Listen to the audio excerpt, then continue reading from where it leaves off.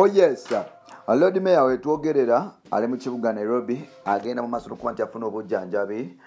mpola jjukira Lukwago olunaku lwe baali basabira jjajja oba omukulembeze w'eddiini amanyikiddwa nga Kizito Cyprian Lwanga Bishop ow'e Kampala yasobola okuba nti afeitinga ku diocese Namirembe era nabwe kityo yaddusibwa n'atwalibwa mu ddwaliro e Rubaga awano tekimaze omusajja ono bagenze mu maaso n'okuba nti bamusindika Nairobi okuba nti yekennenyezebwa ekiruma Lukwago ekituufu tekinnaba kuba nti kitegeerekeka jjukira last time yavayo nat reporting nga bwe baali bamuwadde obutwa ate nga amawulire ge tufuna okuva mu state n'egundi ez'enjawulo kiraga nti ono sukali bagenda alinnya mpola then deputy we amanyikiddwa nga Doreen Nyanjura avuddeyo n'atuwulira Lukwago embeera gy'alimu gye tugenda okuba nti tubatuusaako right about now.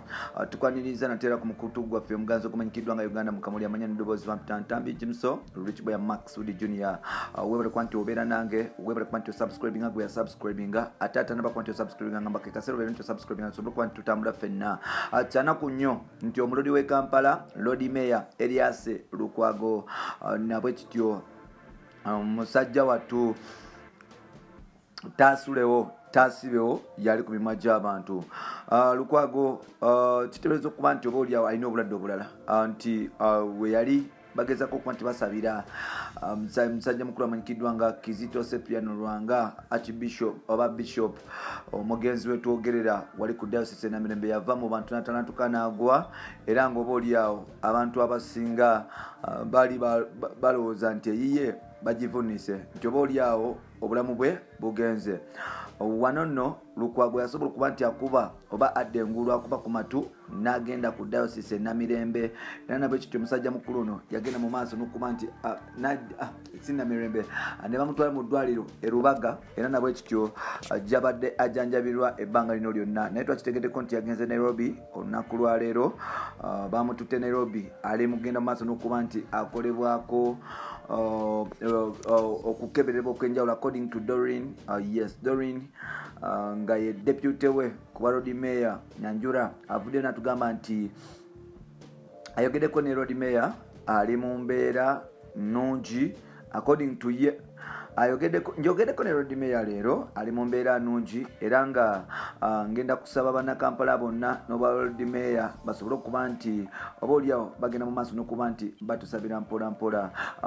muntu waffe oba meya waffe yasobola okuba nti oba oliawo addusibwa mu ddwaliro nga oluvannyuma okuba nti sukaali we yali yakka wansi Lord Mayor Erias Lukwago atawanyizibwa ekirwadde ekimanyikiddwa nga sukaali so n'olwekyo agenda mu maaso n'okuba nti kigenda mu maaso n'okuba nti kimugoya twapimyeko ne tutandika okukizuula nti waliwo n'obulwadde obulala mpola oba agenda mu maaso n'okuba nti oba oliawo buzuulibwa nti alina emmere ebiwuka n'ebintu ebirala bye yalya oba oliawo ebyaleetera olubuto lw'okuba nti lwetyanga era nga oba oliawo ne sukaali we agenda mu maaso n'okuba nti akasa n'olwekyo twetaaga ssaala zammwe mpola awo nno tusobole okuba nti tulaba gye tugenda mu maaso ekibuuzo kyange njagala kigende bwe kiti when Lukwago came back from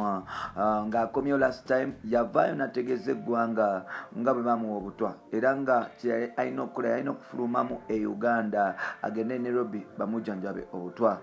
then olwaleero bavaayo ne batugamba nti omusajja ono mulwadde wa sukaali then either waba waliwo ekikyamu ku babiri either nga eyatugamba yaturipotingira bubi kubanga bannabyabufuzi basigala byannababifuzi saagala ekyo kijjawo n'ekirala n'abatuwa information bayinza okuba nga batuwa either information entuufu oba enkyamu